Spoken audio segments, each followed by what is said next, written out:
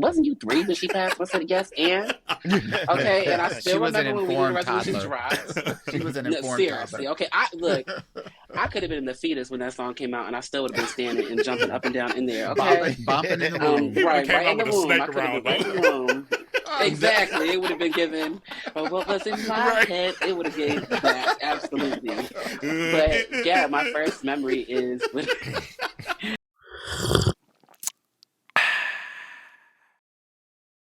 Hey community, what's up? This is your boy Amorphous. You might have heard my work on Beyonce's Renaissance World Tour, and my debut album is coming out this year. What's brewing today? Amorphous is here. And he's spilling the tea about his career. So get your cups ready for Minoritea Report.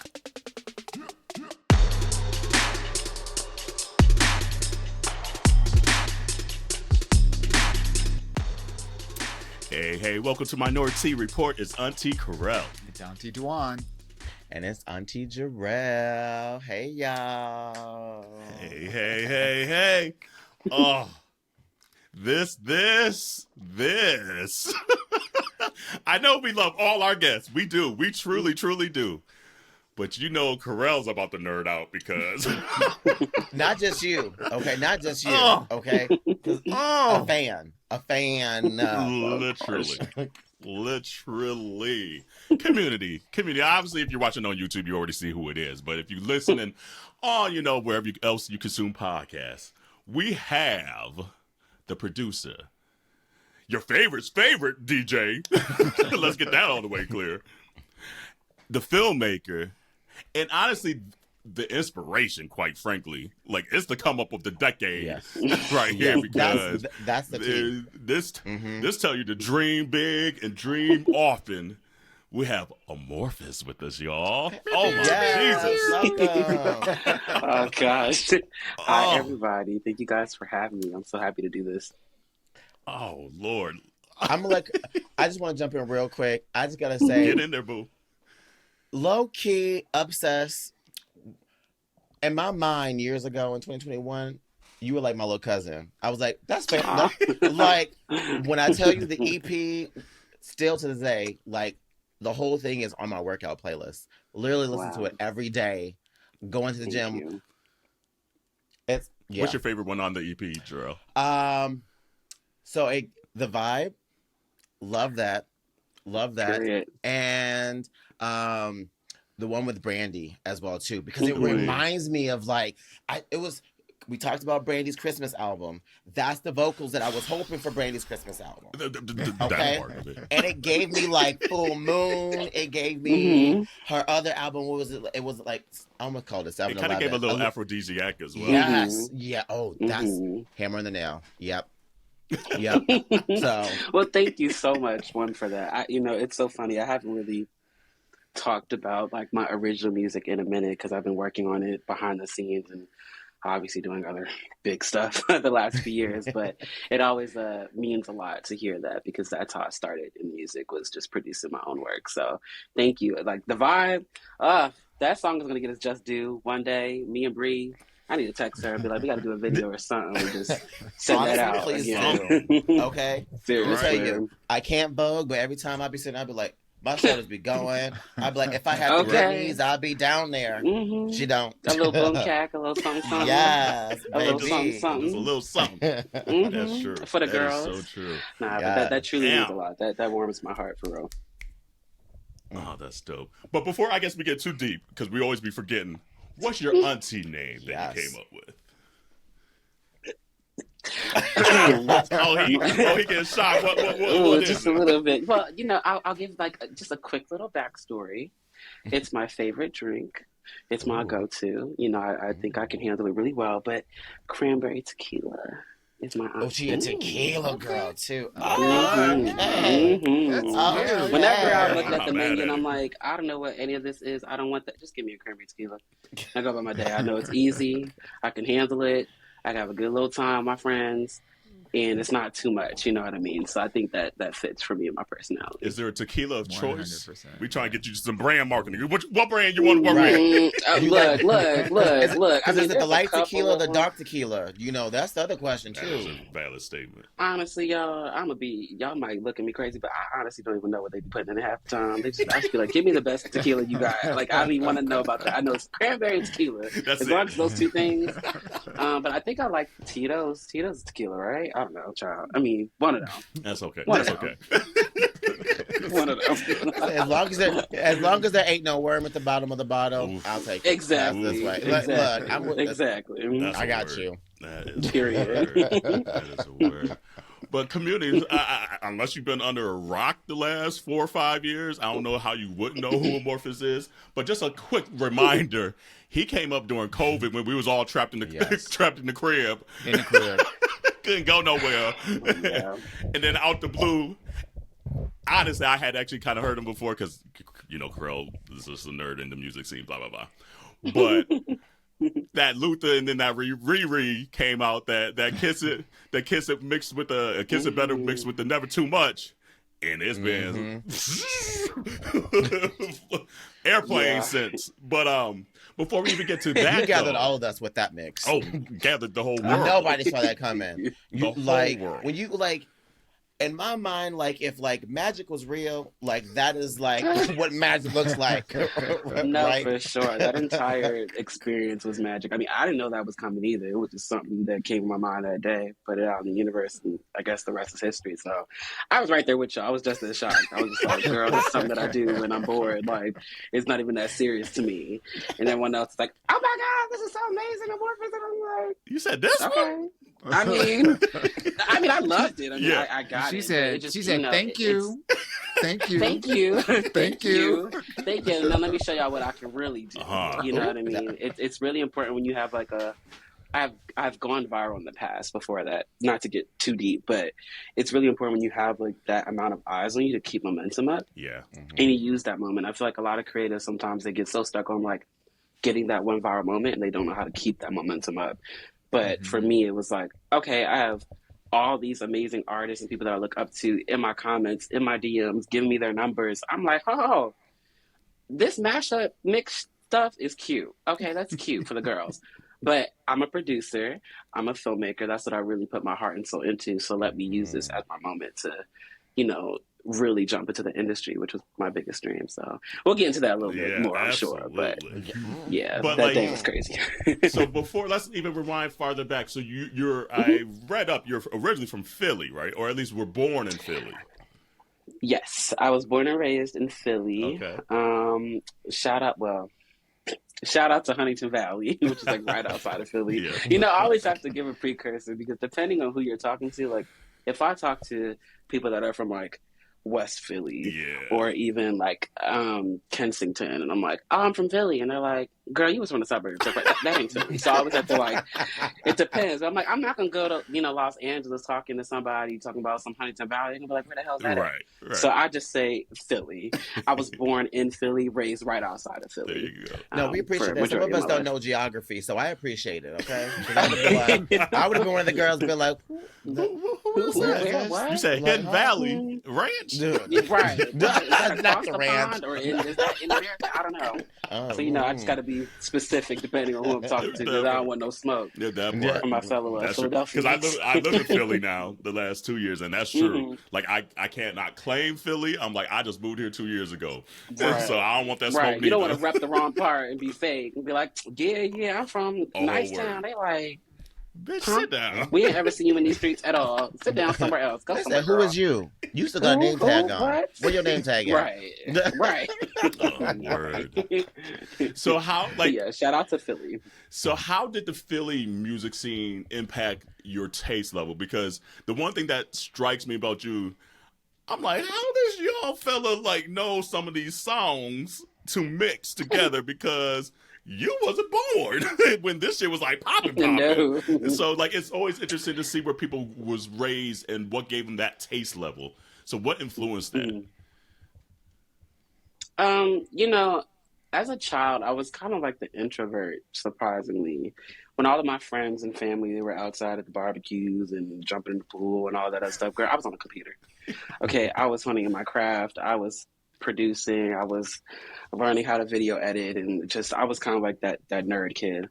And through I credit a lot of my musical taste to my family. Honestly, my dad, he grew me up on James Brown, Anita Baker, Luther Vandross. I mean, you could not go a second without hearing like "Dance with My Father" or one of them songs. And I'm like, I mean, I used to get tired of it as a child, but I'm really glad that gave me, a well-rounded, you know, sonic sound. And then my mom, she was listening to a lot of Yolanda Adams, Mary Mary. So I had like a big gospel background with her.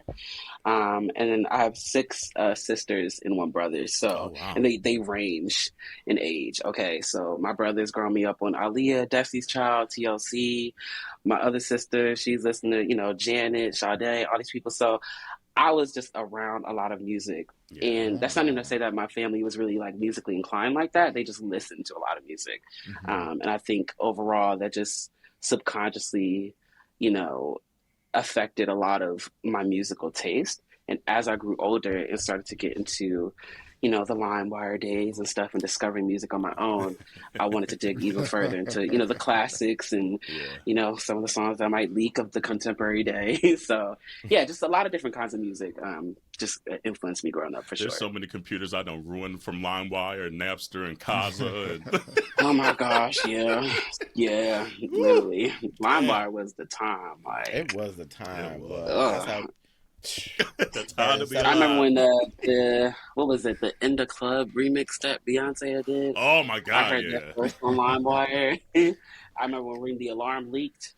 I remember that shit on LimeWire. Like, I was on the computer. Okay, my family was like, "What are you doing? Are you watching stuff you're not supposed to watch?" No, mom. No, I'm downloading Beyonce. I'm downloading music. I promise you. Okay, yes, mom. And I'm doing other things, right? Exactly right.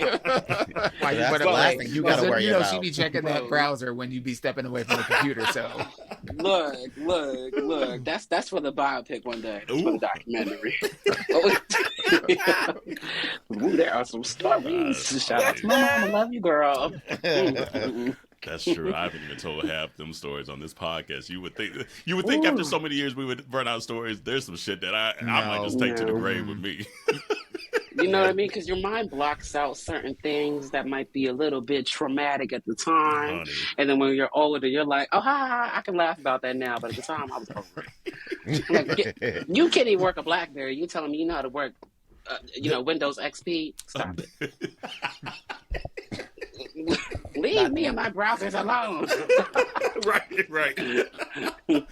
Oh man. So no, that's dope though. Like, so it's the siblings that really, because like that's the piece where I was like, okay, how he knows some of these '90s artists? And it's like, yes, they were big, but some of the song choices that you picked, that's what threw me. Where I'm like, hold on, and then I'm like looking up your age. I'm like, Houseway, make it make sense. Because some of us was around back then. We didn't have family members like encouraging us to hear some of these music. So, oh Lord, here we go. Yeah, it's a running gag on here that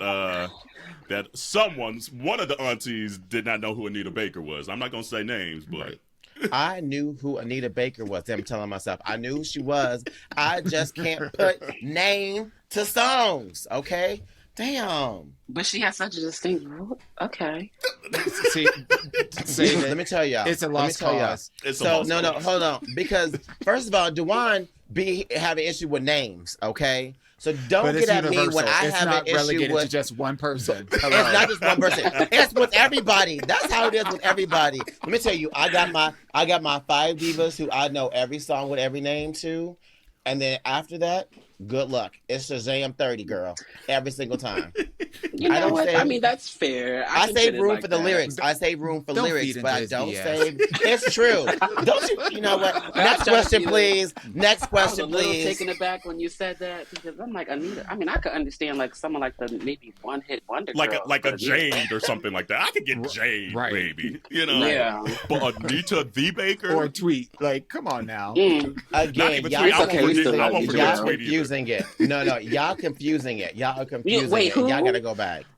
Like he said, What maybe did like you a just tweet. say? No, we ain't gonna put tweet into one because tweets don't. Oh no. no! I was just tweet. You I was just better listening. know some tweet. Oh, Man. I was just listening to that at the gym this morning, But not part of that Anita same Baker? playlist. Okay. But that is Y'all true. are funny. It is Anita Baker. You do got to put Anita before tweet. I get that. No, but I do get again, that. Absolutely. but again, Tweet came out during the 106 Park days where I could regulate the music that I listen to. I get Okay, that. I get yeah, so y'all confusing it. No, we ain't Anyway, confusing it. I'm You not confusing confused. it. No, y'all. It's my story. How I'm confusing it. I don't know. There's a difference. She could. I just don't She know. could easily. This is how you know you're dealing with a Capricorn. Because she could easily have not said anything and just let the whole conversation slide. And 15 minutes ago, we would have been on to something completely different. But she Wait a will minute, ride wait a this. minute. When's your birthday, Jarrell? January 2nd. Okay. Hey, okay. Wait, no, hold on. It was the okay. I mean, I was just surprised. I'm like, okay, because my birthday's on New Year's Eve. So Okay. I'm just like, He's like, I'm just catching the Capricorn shade from Dewan. I was just like, let me make sure it don't apply to me. And I was like, oh wait, you're a January Cap. Okay, that makes a little bit more sense. Oh, she's trying to split the hairs up. That's the Capricorn thing to do. That's the Capricorn thing to do. Yeah, we try to separate ourselves. Oh, you was born 3 days later? Oh, no, we don't do that I over don't here. know her. See, you was born during a half moon. I was born during a full moon. She said not during the month of Yeah. Jesus' birthday. She said, The shade in this jungle is thick. It is thick in this It's giving jungle. tea, girl, with the lip So do you have a first memory of music? Like the first song you heard or Yes. first what is it? Oh, sorry, I answered that so quick. Oh, no, that's dope. Not everybody does. Yeah, my first memory of music was honestly listening to Aaliyah. And this is as I'm older now. So, like, for the last, I would say, 10 years, I don't know if I had any memory before that, but it's changed. Yeah. My first memory is listening to We Need a Resolution by Aaliyah at 3 years old. Ooh, that's a Mhm. good I one, remember too, when to that be your came out. first. That track, like, to this day, actually still blows my mind. Mhm.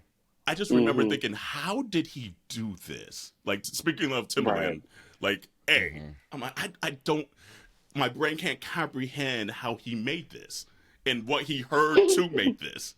And then I was already, like, standing Aaliyah. Like, I was like Aaliyah, like how I am with Beyonce now.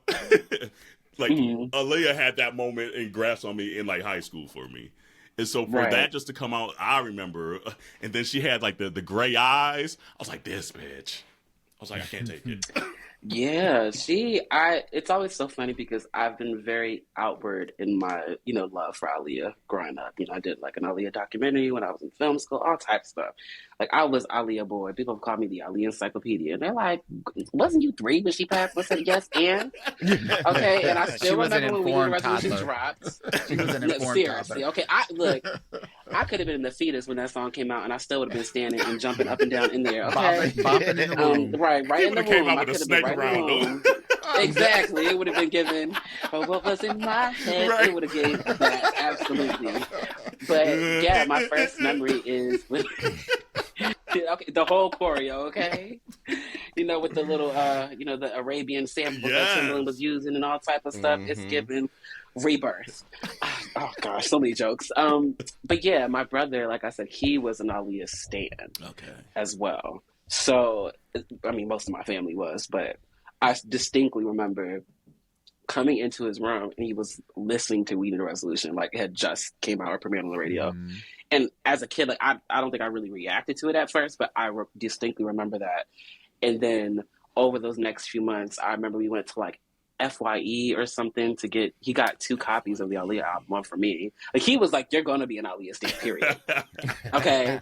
And I remember listening to Loose Rap, and that was like my favorite song of the album as a child because it reminded me of a video game. Yeah. I was like, these sounds, I'm like, oh, it makes me want to play the PS2. You know what I mean? Like I just want to game. Like what? I feel like I want to play as Miss Aaliyah. Never heard that in my life. No, seriously.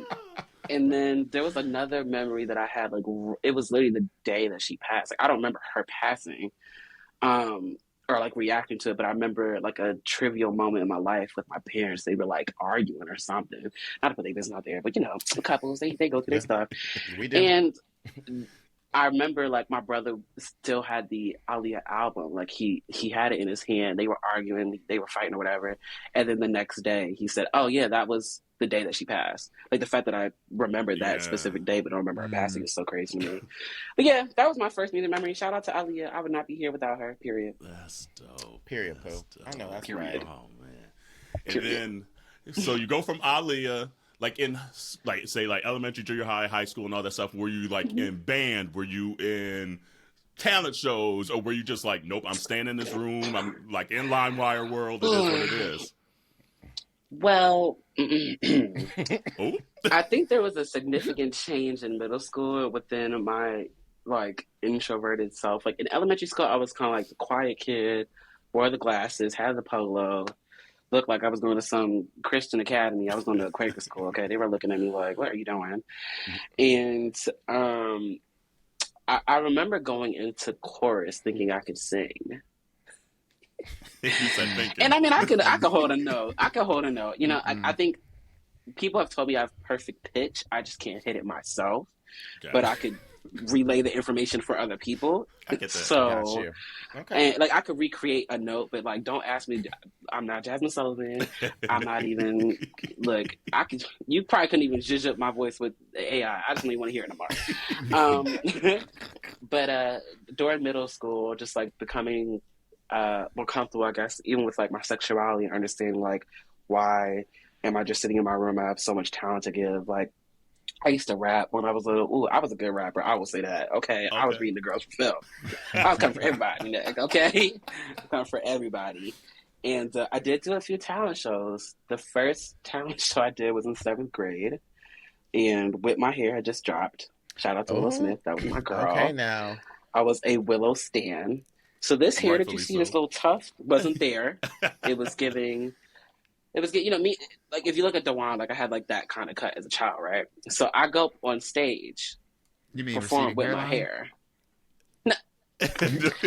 No, I didn't want to say that, but you know, it was just giving low cut. We always looking like, okay, who got the joke? Who gonna say the joke? I didn't want to, you know, it was giving low cut, and yeah, I went up on stage and I performed With My Hair. Oh, I mean, I don't know what changed between like 5th grade and 7th grade. I just had the confidence of man. I didn't care who was looking at me. I was gonna go on that stage. I was like, you know, Wu-Tanging and all type of stuff. There was like a Jersey Club mix of With My Hair that I transitioned into. Like, I gave the girls a shot. There's like a little clip of it on YouTube still. Ooh, crazy. We're going to find this out. And then the next year, I did, God, I did like a medley performance. This is like when I really reached. I fully embraced my beehiveness that year, very outwardly. And I did a medley of Ring the Alarm, the VMA performance version. As you should, with the, yup. Yeah, did that. Did that Okay. with a medley of Run the World, because Run the World had just come out. There we go. And I had my mom's $20,000 mink coat on. She got years ago in Paris that I just took from her. I didn't want her to know because, you know, she didn't know who I was at the time yet. And somebody stole it. After that performance, somebody took it. I put it down for 2 seconds and it was gone. That's why Aretha wear her fur to the piano. Right. And it wasn't until like maybe 6-7 years ago that my little sister, being the little girl she is, wanted to reveal to my mom, "Hey, you want to know what happened to your mink coat? Yeah, well, your son, your child, went up on stage shaking his ass to Beyonce and lost it." Why would you say that? That's not the Wait, truth. so this was a mystery for how long? And it's just coming out when your sister revealed? Like, what did your mom think happened to the coat? I don't know. Something, maybe it burned in a fire. I don't know. The bandits. Maybe the bandits that broke into the house and stole the one thing out of the closet. Something. I don't know. But I mean, I wasn't gonna take the fall for it. Anytime she have y'all seen my mink? And I love that jacket too. That was a pretty jacket. What Yeah. happened I know, to that was it? cute. You look so good. You look so good. That You would look never so have flown amazing. in my I house, wish not with my Gemini You know, I'm mama. gonna look for it. No I'm gonna way. look for it. I'm gonna go. Let me look in my room to make sure I misplaced nothing. Does she have multiple? Space. Does she have multiple minks? I'm sure she did. Cause she probably like it wasn't that big of a deal after a certain point. But once I found, I didn't know the price of it. You know what I mean? I was just, I just thought like, oh, it's He a just cool know he thing. had to I'm live trying his to beehive recreate fantasy. it. That's all he knew. Right. I couldn't get a trench coat. You know what I mean? So I needed like that. I was like, this is gonna give the look that she wore on the VMAs. But I did my thing, and I got my two little. They weren't really my friends at the time, but like they were classmates or whatever. I got three of them to be like the security people, like in the video. And so they To was be like grabbing holding you me back. back in the chair. Yes. Grabbed me back. I mean, I was breaking I did the entire Run He the said, World "Is this choreo the on price that I'm stage. paying?" Literally, yo, I'm a look. I think it's on my. If you go on my Instagram, I did like a recap of like my Beehive journey. Okay. In the first going up to the tour, and the first little clip is of me doing that performance and doing the full kick and everything. Like it's hilarious. So check that out, y'all. Y'all gonna get a I've kick got to out of see it. that now. I'm here. We for got It we is got to funny. deep diving to find that video. So doing all this Yeah, creative so. stuff though, how did it lead you to filmmaking and producing then? Like how did you know Mm-hmm. that's the lane that I want to do with all this creativity that I have in me? Yeah, so I mean, I was beatboxing since I heard We Need a Resolution. I forgot to mention that.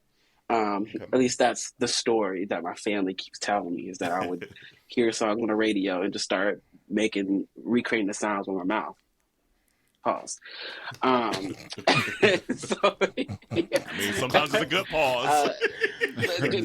Well, hey, okay now. I don't reveal all the secrets of Morris, but I mean, if ever there was a platform to be doing any kind of Is this reviewing, one? this is it. Okay. look. Well, I'll let y'all read between the lines, like my goods would say.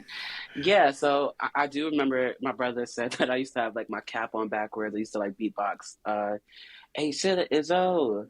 Used to do We Need a Resolution, loose rap, and they would always be like, Jameer, okay, we get it. Like they knew that I was going to do something music related when it came to like production. And then growing up, my favorite film was Titanic, and it wasn't for the reasons that a lot of people thought. They were like, oh my god, you just love Jack and Rose. Like, girl, yeah, whatever. They was cute, but I was really inspired by the way that it was filmed. I was like, this is a tragic story told by, or I guess the relationship between Jack and Rose was this great catalyst to bring the audience along this journey and tell the story of the Titanic. I thought that was so cool how they did all the effects and stuff. I used to sit and watch that film. It was on 2 discs originally. And I'll put the first part in, put the second part in, rewind it again, put the first part in, put the second part in. They were like, if we see this girl naked one more time. If we say her And titty I'm one pretty more sure time. that's right. And you I know what? can That draw probably from memory. desensitized me. I probably got tired of watching that, and that's probably why I turned out the way I am. I'm like, I don't want to see titties in my face. It's just, that's not why I'm watching this. They should have been able to get that back then. But seeing that film really inspired me to like do film stuff. But I first started editing music videos. So I used to take like Aaliyah's old videos, some of Beyonce's old videos, and I would make it seem like they were like lip syncing or dancing to like a Rihanna song or something. So that's how I got my start around like 7 or 8. I used to use like Windows Movie Maker, and I would just sit there. What was it? Sony Vegas, Premiere Pro. Like I was in all that like 7, and my dad used to come in and be like, you know how to use this stuff? I'm like, yeah, Dad, look at my video edits. And he didn't understand why I was editing like a bunch of women dancing at the time. But he didn't care because he could see the technical aspect of it. He's like, he hasn't seen like a 7, 8-year-old edit stuff like that. He saw you watching Rose naked, like episode after episode after episode. I said, okay, right, yeah. The signs may be there, but he's still kind of interested. He used Rose as a justification. Right. Exactly. You say he's looking at Aaliyah. She might not be here, but maybe he's gonna turn out to be attractive. No, she was just sickening. Dad. Period. But yeah, so a lot of those YouTube videos actually are still up too. Like, I went back to my YouTube a couple days ago. I had like 5 different channels, and I was like, damn, I was actually editing my behind off for a 9 or 10-year-old. Like, especially in those particular programs. Yes. And it was kind of like I was in this big YouTube community at the time where there was a lot of, people within our community that were fans or stans of certain artists, and they would like do little fan cam edits to certain songs. It's basically what they have turned into now with TikTok. People do their fan cam edits. That's basically what we were doing back in like 2006. I met a lot of great friends that are still my in real life friends to this day back during that time. So yeah, I was just a computer kid. Yeah, I yeah. wanted to learn how to make my own music. I was going to watch the tutorial and figure it out. I was going to figure out how to use GarageBand. I forced my dad to get me, uh, what was it? Oh, Timbaland's Beaterator game that he had on the PSP. I I don't know if remember anybody that. else remembers that but me. Mm. You did, thank gosh, somebody finally. Do you know how many podcasts and interviews I've done where I'm like, the Beaterator game? They're like, And that was like after crazy. they did the MTV Generator years before that on. Mm-hmm. Oh Mm-hmm. God, I forget what it was on. Maybe it was PS. I forget. Yeah, yeah, It yeah. could was it the Vita? I forget the name Was of it it. PSP before the Vita? I don't remember, child. Yeah. Anyway, I mean, they kind of blurry lines today, but I begged my dad to give me a PSP just so I could get the Timberland Beaterator game, and I feel like that was probably my first inkling of using like a software to produce fully throughout, and then it just kept graduating from there. I was never the type of person. I understood that my dad worked really really hard to make sure that we were financially well off as children. Like the school that we went to was way too expensive for what they were doing. No shade. Shout out to y'all. But just like it just in terms of, just being real, when you look at like Yeah. how much it cost to go to that school, it was a lot. And I never wanted to just be asking for things in vain. Like my parents, they loved to spoil me, but I never wanted them to feel like I just wanted it just because. So I was always asking for things that would further my creative endeavors. So if I asked for something that was really expensive or whatever, it was because I knew I was going to use it to further my Yeah. creation. And not everyone has a support system like that, which is so unfortunate, whether it's because of financial reasons or sometimes their parents just don't believe in their children's artistic endeavors. But that's one thing, no matter how much has happened in my life or my childhood or whatever traumas, or, every family has issues. I could always say that my family always believed in my creativity Mhm. over anything else. Love that. So, I love hearing yeah. that. Yeah. Aw. Yeah. Especially Mhm. as just like, I mean, obviously all three of us, the aunties, we're black and queer, but where do you find even to this day that intersection, the intersectionality of being black and queer, mixing that into your creative endeavors? I mean, I think it just happens naturally. Like, I don't try to really force it. I think at the end of the day, like, I'm black, I'm queer, that does enough. Um, I've definitely had some realizations over the last few years of being in the industry. There's a lot of people that will project their identities of what being queer is or what being Mm-hmm. black is onto you. And Mhm. that can be very, that's a lot of pressure. That part. And I've literally just been like, I don't care. You know what I mean? Like, I have to trust my faith and trust who I am and the person I've known myself to become. How dare I change that for anybody else or for any validation? Mhm. I've gotten to where I am just by doing what I love to do. If I was not standing Aaliyah and sitting there editing videos, I would not be here. If I was not learning to run the world choreography and acting a gay ass fool in my living room, I would not be here. So Right. I'm like, I'm not going to conflate just people's own perceptions of what that looks like. That's your perception. That's cool. You live your truth and how you should live. But for me, I just let it speak through the work. Like Jarrell brought up the vibe that I did with Bree Runway. There's a lot of great influences from the ballroom community, which is the community that first embraced me as a producer back in like 2012, 2013. So, I try to do little things like that, but that's because it's true to me and my experience. Right. I never try to overcompensate for something that I haven't lived. Yeah. Yeah. I love Yeah. that. Yeah. I love that. That makes sense. I mean, when you think about it, like it's already been working, so why change it? Like if it's not broke, don't fix it.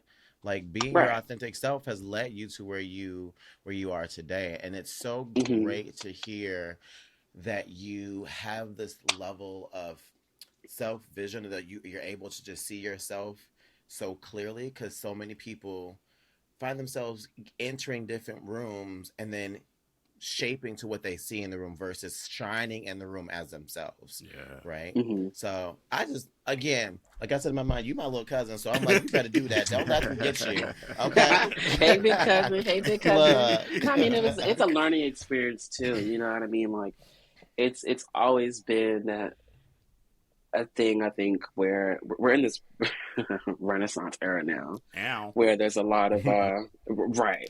There's you have artists in producers. You know, you have Lil Nas X. You know, you have K Tronada. You have Cakes to Kill. So many people, but it can be frustrating when they try to the industry and the public to an extent, they try to find their token Black queer person. Mm-hmm. You know what I mean? And I just never, for a minute, it felt like people were trying to get me to be that person. And I was kind of like, why?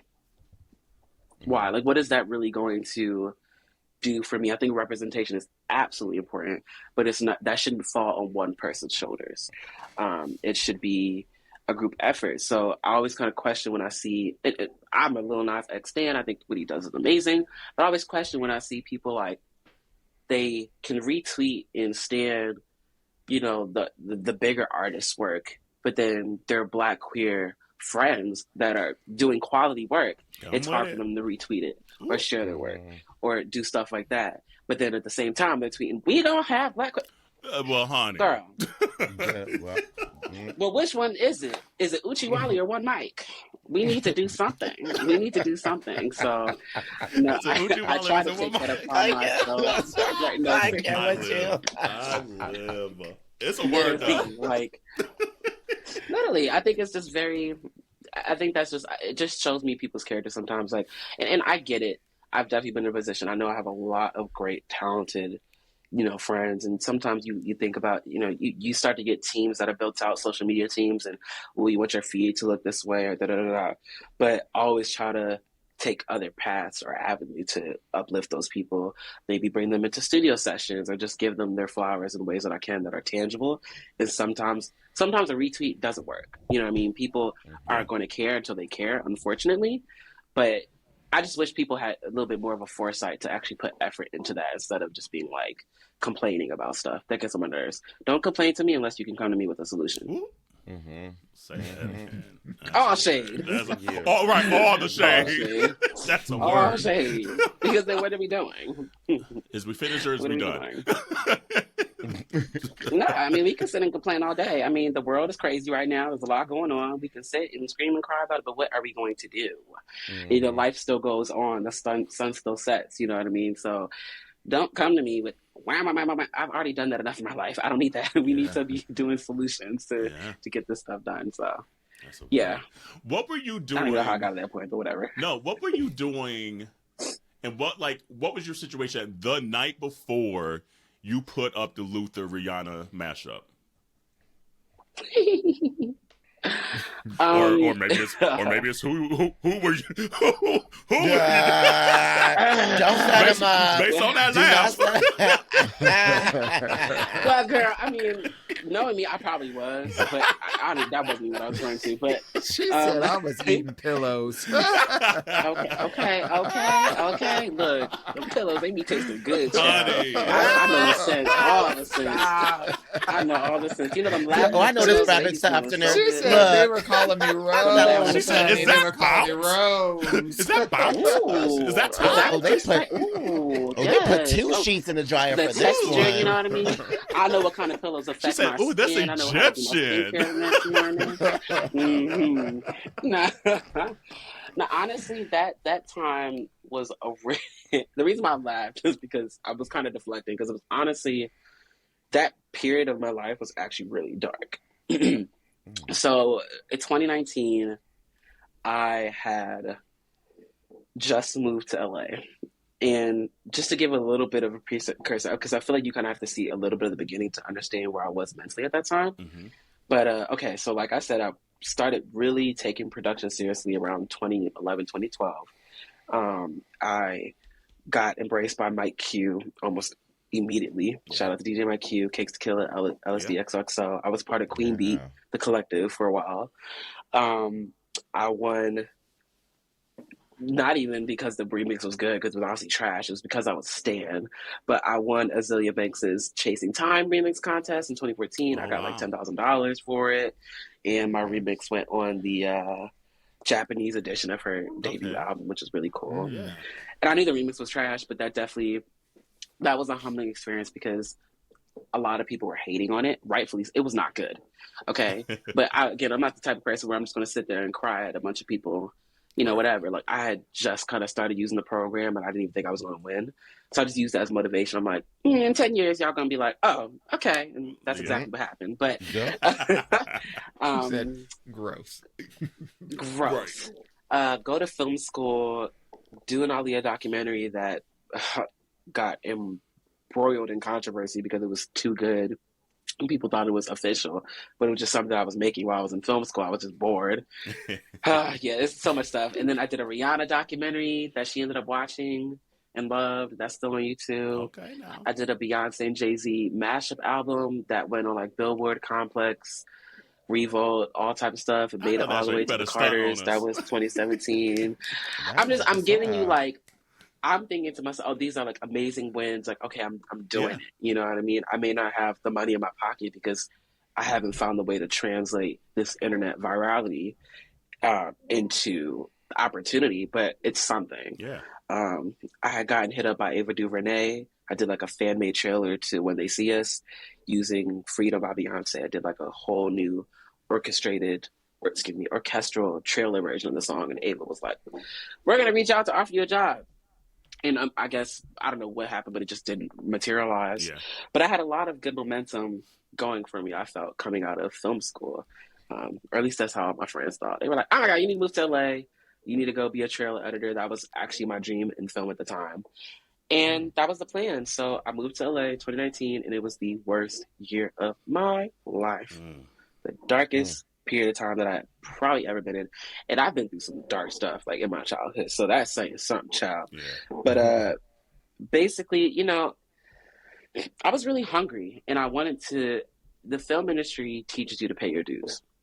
You know what I mean? You go into a company, you're usually not going to be, an assistant editor or, a director straight out the gate. You're usually going to be a runner. Usually going to be the person getting coffee, driving to get the supplies, all that type of stuff. And I knew I was set up for that, so I wasn't even complaining. But there were just a lot of life circumstances that were bringing me down. I could not get a job to save my life. I applied everywhere. Applied to Starbucks. I went into Starbucks and was like voluntarily mopping their floor, and they still wouldn't give me a job. Like I was still trying to make ends meet. I didn't have money to pay for gas, so I'm walking to these job interviews that are like 2 hours away because I was too afraid to ask my family for help. Yeah. That's just not the way that I was raised in my mind. Or either that, or maybe I'm deflecting. Maybe I was just too embarrassed. Whatever the reason was, girl, I was walking. Okay, it was given. Y'all seen the Last Holiday with Queen Latifah in the beginning? Remember when she's walking with the? Yeah, that was me. That was me. Okay, I was walking in the trenches, and I was like this lady that I was living with. She's a family friend. She was like, man, I mean, I was getting locked in my room for like 9 hours a day. I couldn't do basic necessities. Y'all gonna see it in a horror movie one day, I promise you. I've taken notes, everything. Period. But it was a really, really dark time. And right before COVID hit, early 2020, my mom is fine now, but she had a really, really bad, was it a seizure? Or she has epilepsy, but she has some type of issue, and she was on life support. Wow. And I didn't have the money to pay the rent at the time to the lady that I was living with. And I just asked, I was like, look, I know I don't have it. I'm ready to get out of here. Like, it's fine. But if you could just give me like 2 weeks, because I don't want to ask my family right now. They don't even know about the financial situation that I'm in or anything I've been dealing with for the year. And she was like, no, give me the keys. I don't believe you. She thought I was making up, lies or whatever, just to try to get sympathy. And I was like, what? So anyway, I ended up moving back to Orlando. I drove back with like maybe $400 in my account that I had to use for gas. Drove by myself. My laptop was broken. My phone was broken. I was down bad, yo. Wow. And thankfully, I'd been in a relationship. I've been with them for, 10 years to this point. So that was someone that I could, go to, who I've already lived with and stuff. And so, get back to Orlando, and I'm like, well, shit, now there's COVID. So even though I had so many conversations on the way back to Orlando with God, because I was just so emotionally overwhelmed, just worried about my mom and what was happening with her and everything. And I was like, well, like I just said earlier, what the hell is me sitting here crying while I'm trying to drive, listening to Whitney Houston and the saddest songs possible going to do? I need to just trust you. Yeah. You have shown me from the fact that you got me out of such a dark place as a child and gave me so many moments of sunshine and sun rays in my life. This is just another one of those puddles that I'm gonna just have to trust you and get through. And you have given me a brain, you've given me talent, you've given me faith, and a giving heart to make it happen. So that really powered me through 2020. And then September, so my grandfather passed away. So now I'm like back in a low period. I'm like, oh, no. I'm really sad. And when I came back to Philadelphia, one of my old friends had said something to me that really struck a chord. They were like, Jameer, your mixes are always going viral. They've been going viral for the past like 5 years. Like you get millions of views and plays on your mixes and stuff. You have Missy Elliott watching your documentaries, all types of stuff. But nobody can really equate that to your face. Why don't you start uploading you doing the mixes yourself? Why don't you start using TikTok? And I'm like, TikTok, girl. I'm thinking I'm too old for TikTok. Child, I was what, 21, 20, whatever. Right, the perfect age for that. You know what I mean? And at first I was just like, girl, I don't see the point. Why? Like, that's not even. I don't want to be like an influencer type of person. But just something in my soul was just like, well, it's not going to hurt. Like, if they don't get any views, cool. Like, it's what I've been doing anyway. I haven't really done any of this for the validation. It's been because I wanted to do it. And so for about a month before the Rihanna thing, I was consistently posting my mixes on TikTok. And those mixes were blowing up. I did like a Megan Thee Stallion mix that blew up. That got like 3 million views at the time. I was like, oh, okay, people, they see my little face. I'm jigging and doing my thing. And... you know, doing my little dances. And so I was just starting to be really consistent because whenever I am bored, I'm usually doing something creative, which usually is a mashup because they're really easy for me. My mind is just kind of, what did B called me? She called me what, the musical encyclopedia, jukebox, whatever she called me, child. She said my brain just hears stuff. Okay, it's just how I've been wired. So I'll just be really consistent, dropping things. And so the night before, I think I had gone from like maybe 4,000 followers on Twitter to maybe like 11 or 12,000 at the time, right before things blew up. But I remember I was feeling really good. I was like, wow, like if I just keep being consistent, like it's one thing when you have one good mix, people that blows up, but it's another when you can consistently show people like, yo, you would have never heard these two songs together and it's amazing. Right. And I wanted to start to show people like, yo, this isn't a fluke. Like, I clearly have an ear for this because I felt like that was going to create opportunity for me. Baby, opportunity came real quick. It came. She was waiting for you at the door. Girl. It kicked down the door. I was like, okay, girl. They gave you that police knock. Listen. It was giving SWAT team. Okay, guys said, you've been waiting. You've been waiting for me at the door. I'm right here. He said, remember when you was crying? Remember when you was crying from LA? Right. Well, baby. My life is over. I ain't making LA. I just wanted to be a little trailer editor and work, 12 hours. Child, please. He got me together real quick. That day. But I went to sleep and that mix came to me in like,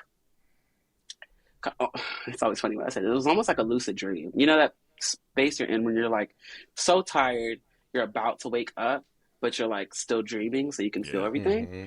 And I was in the car with my dad. We were driving somewhere, and Never Too Much was playing on the radio in the dream. And I heard the Kiss It Better guitar on Never Too Much in the dream. And I woke up and I was like, girl, that ain't gonna work. I'm like, they're in two different keys. Right. Like, it's just, I'm like, it's probably gonna have to take some like technical wizardry to make it fucking happen and sound good. But something told me, I'm like, I hear it though. And if I hear it, that means it can happen. Yep. So I got on my little laptop and I did my little technical stuff, I don't think people realize that sometimes, at least with the way that I do my mixes, I like to deconstruct the songs and re-put them together so they sound like as mastered as they possibly can. I don't just like slap an acapella over an instrumental. So it took me maybe like 20 minutes. We caught it. We caught the shade. How I want to sound. We caught it. I mean, because they be trying to come for me, and I'd be like, girl, whatever. Like, anyway, like, get out my face. Like, please. See, your faves love me. Leave me alone. Yeah. I don't bother nobody. I'm on my business. Don't get me there. So I remember I'm literally in the living room where I recorded the video. I've still been here. And, oh, wow, it makes me emotional just going back to that moment. I recorded it. I knew it slapped. Like, I knew it was good. I didn't think it was going to blow up. But I'm like, yo, this is something that I knew that, like, whenever my dad got the chance to hear it, he'd be like, see, I told you since he was little to mix something with an old school song that it was going to blow you up. As a child, he used to be like, child, don't nobody want to hear that stuff. I like to listen to it, but my friends don't. Yeah. It was such a full circle moment when that happened.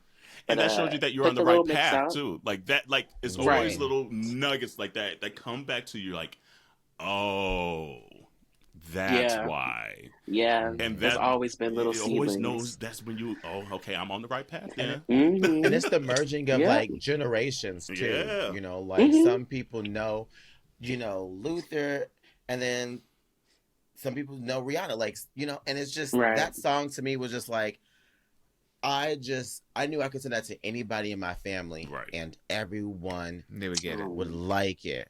Yeah. Right? There was no, Wow. I just can't relate to this. It Yeah. was a mix for everybody. Except those You know, that were but saying, to "What be you fair- kissing? What you kissing? Trying to make it better." Right. But why? What's she talking about? Why she cussing on Luther Chaplin? She cussed up a rump, okay? At least that's what they say. I ain't meet him. But yeah, I put the mix out, and I went to sleep. And for like 3-4 hours. When I woke up, my phone was just buzzing, and I was like, "Girl, what the hell's happening? Did somebody pass away? Like, I do not want to deal with this right now." And I checked my Twitter, and it was like John Legend had quoted me, Kehlani had quoted me, Cool J's in my comments. Who else? There was so many people that day, like that was just showing me so much love. Chloe and Halle. I was like, Yeah. okay.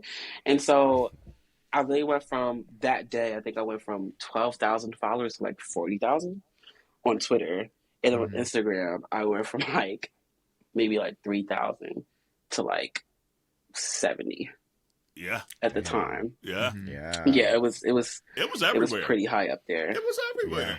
Yeah, I can understand it though, because I was like, I've been doing this for a while, but nothing has popped off like this to where like everybody was watching, Yeah. and I was not going to take that time for granted. I was like, I have Kehlani watching me, John. Hold up, what? Let me drop another one, because y'all thought this was just one little mix. So then, like, literally, there was nowhere you could go on Twitter without seeing my little light skin face, just looking like Casper the Ghost in some of the camera.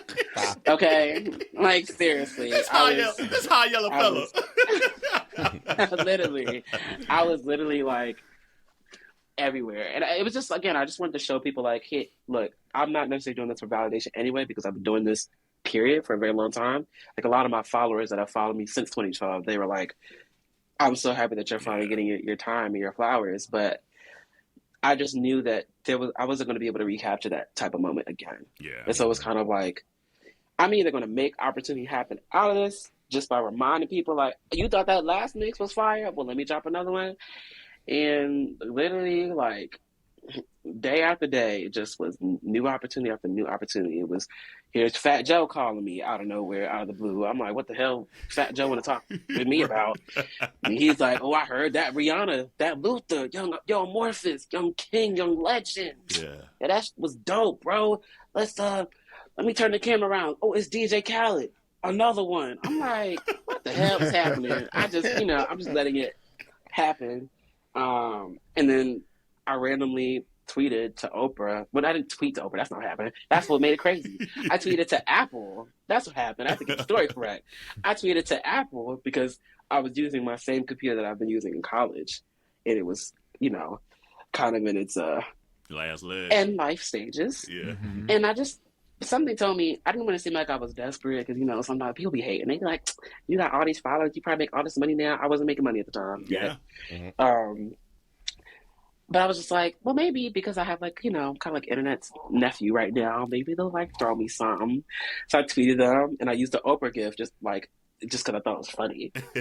And went to sleep again, woke up, my phone was buzzing again, and everybody's texting me like, Oprah, Oprah, Oprah. I'm like, did something happen? Can y'all please give context? Yes. Like, don't tell me something happened to Harper. Come on now. So she ended up tweeting me. It was like, brand new MacBook coming your way. I was just like, all right, It's like, I was like, okay, so how God. she get my address? How'd she get my address? She got people. Oprah She got people. She got people. Like, Look, she got Play- people. play No, with her she if you for real want got to. people because Play I with her if you understand. want I Look, understand. if them people over there at Catfish can find, who the catfish is, surely Oprah Winfrey, the owner of her own network, Right. can find a little address. Right. I know She I just could do go is call. plug that She go into call Google, Tim Cook Google and be search. like, Tim, Get that nigga a laptop. Crack his phone. Give me that IP address right now. Period. Let's send that right on over. Yeah, that was a wild time. It was definitely the Oprah thing that like really set it over the edge for me because at the time the Fat Joe and DJ Khaled thing hadn't fully materialized yet. It was just a call. Yeah. So when that happened, I was just like, I called my mom. That was the first thing I did. I just sat on the phone with her and I just cried. Yeah. I just cried. I was like, Mom, I was in a really dark place when I was little. I'm so grateful that me and my mom now have a very transparent relationship where I could tell her about some of the things that I felt like maybe a lot of kids in our community probably can't talk to their parents about. And accountability is so important, I think. And I never, Yes. if it's worth it, the relationship is worth, continuing. I never want to leave things on a bad note if it's within my power. Life is too short. That's how I live. So when I called her, just all those emotions just came out. I'm like, Oprah's giving me a laptop. Just a month ago, I was eating ramen noodles, and now I'm getting booked to do these DJ gigs just out of nowhere. I don't even DJ like that. I just do this stuff on my computer. Yeah. Like that's how I looked at things. So it was all very full circle, but What's there the was biggest also part of thing me. you learned coming out of that? Because, like, say, like, some other person watching I this was really interview about to say now. that. Okay, because, like, that's a lot Yeah. to be throwing your way overnight. Oh yeah. And I think a lot of people try to take advantage of that. But unfortunately they didn't know who they was messing with. Oh. T. I'm just saying. Like I think you know what I mean? Like a lot of people, first of all, I'm 26 now. I have a baby face. I'm 5'3". I look like a child half the time. So I think a lot of people that were trying to do business with me at the time, I think they kind of just got the impression of like, here's this, I've heard this age float around, 17, 18-year-old kid that's just doing stuff for a hobby. He doesn't know the business. We can just, do stuff. Yeah. No. So 2 weeks before the Rihanna Luther thing happened, I actually had just gotten management. So they hadn't even known that any of that stuff was going to blow up. They just had believed in my vision for a few years, actually. But I didn't know I guess I didn't check their emails or whatever. I thought they were like fake or fraud or spam or something, but they ended up being like really legit. So shout out to my previous management team. We've parted ways, but great people. Yeah. And so I had that going for me when a lot of that business stuff was happening. But then even with, dealing with like the Fat Joe and DJ Khaled record and stuff, like I wanted to make sure that I had great representation with the lawyer. Because I'm like, no shade to nobody involved, the track did great and everything, but I didn't want it to ever be an issue where it was just like, they got the wrong impression that I'm just like some little kid that they can, oh yeah, that Rihanna Luther mashup, cool, we could do whatever. I mean, that's not even how it necessarily ended up going, but you hear things for sure. when you are growing up and you love certain artists, and a lot of people get caught up in 360 deals and all types of mess. And I was not going to be one of them. I had to look at that song like, okay, this might be my one-hit wonder. I don't think it's going to be. I'm trusting the Lord that it's not. Right. But if it was, I need to make sure that I can eat off this for the rest of my life in some capacity. I need to make sure that I'm credited properly, because without that idea, it wouldn't exist. But also, even if people's representation or teams want to do crazy stuff, I'm the internet's nephew. I want the song to do well. You can't screw me over or do anything wrong with me, because I didn't ask for it, but I got goons now. If songs if people had taken my mixes and done stuff with them and just taken them, out and about, girl, I mean, the internet would have been like, "What y'all do to Amorphous?" That's true. And I loved that. I loved it. Yeah. It was so funny to me. I love that. But I remember right after that call with Joe, I had already been having some like conversations with lawyers and stuff, but I was kind of indecisive because it's my first time getting a lawyer. And I literally emailed Beyonce's lawyer, and I was like, I need your help. I don't know what to do. And she was like, I'm on it. Move me in the thread. And she's been my lawyer ever since. So that was my biggest thing that I learned during that experience. It's like I said, they weren't even trying to necessarily do any shady things, but I wanted to make sure that there was no room for shady stuff to happen. Yes. And so that's like my biggest, advice is whenever you have a moment like that, whenever you're starting to look at contracts or people are promising certain things or, just you have people that are quote unquote bigger than you at the time, don't be afraid to ask for what you deserve at all. And that goes to the top of the industry. Because that sets the precedent. And I didn't want there to be a bad precedent with me. If I had done bad business during that could have set the precedent for people to be like, well, we could just do bad business with Amorphous, period. Yeah. We could just take advantage of them. So, yeah. Yeah, you said at the top of the call, representation matters. Yeah. Yeah. Representation matters. Representation matters. Absolutely. Listen, if you are in the entertainment space, you need representation because you have to protect your own interests. It is the most important thing. It really, really is. Like even if you don't have a manager, some people maybe things haven't gotten to that place where a manager is needed. A lawyer, maybe not a lawyer that you pay hourly.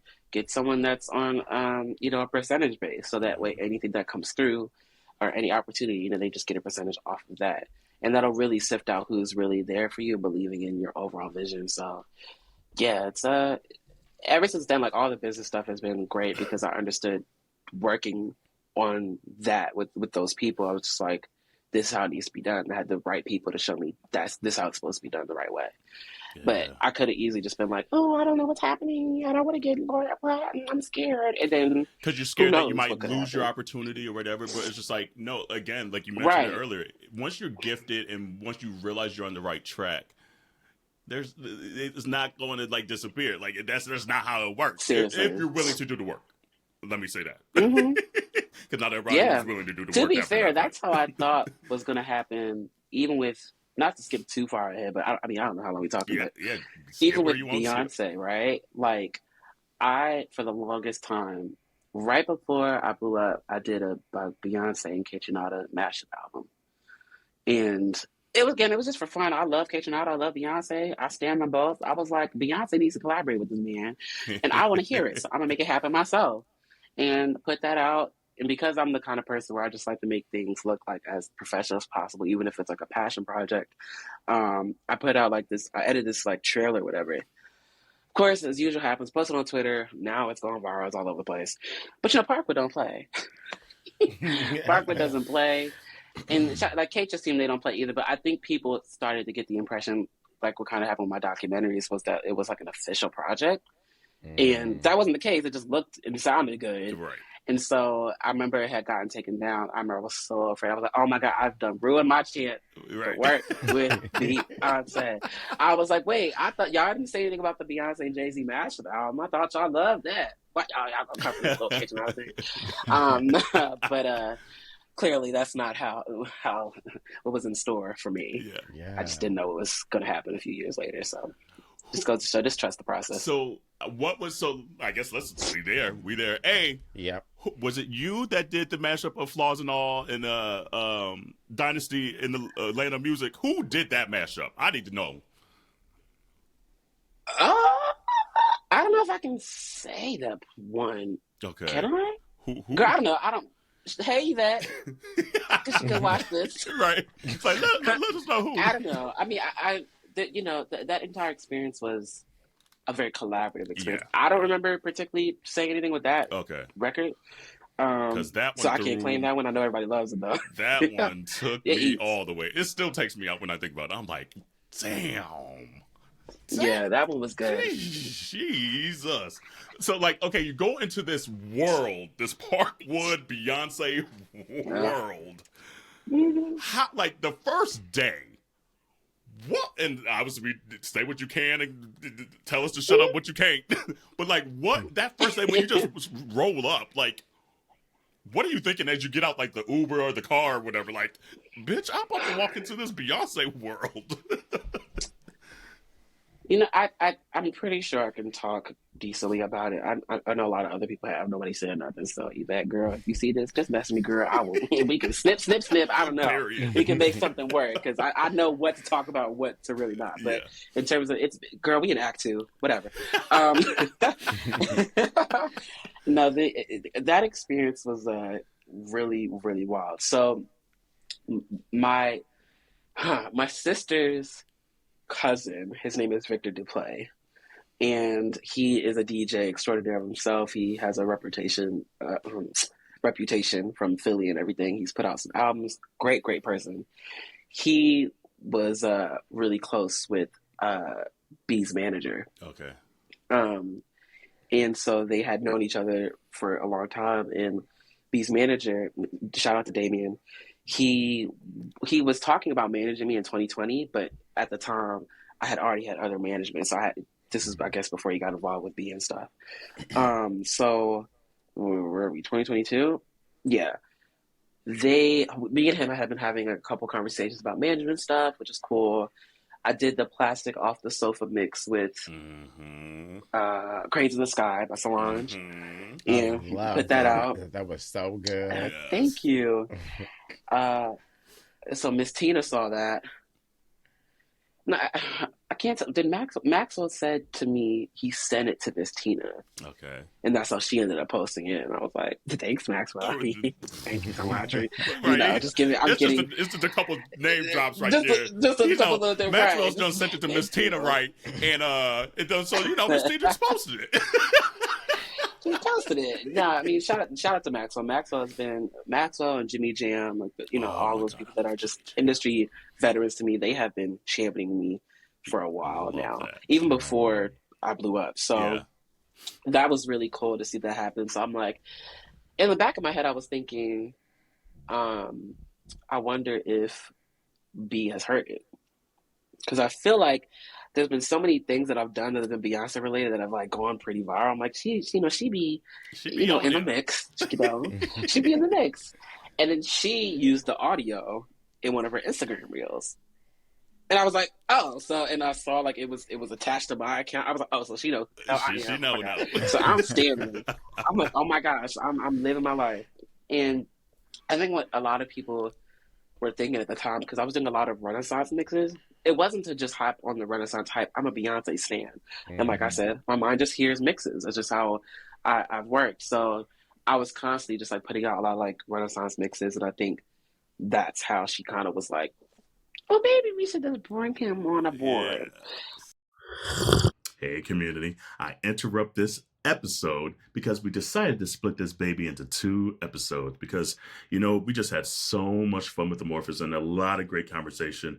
And it didn't make sense to try to cram it all into 1 episode because, there's only so much you can take, to digest everything. So please tune into next week's episode because we start talking about the Beyonce Renaissance Tour. Oh my Lord. Insanity.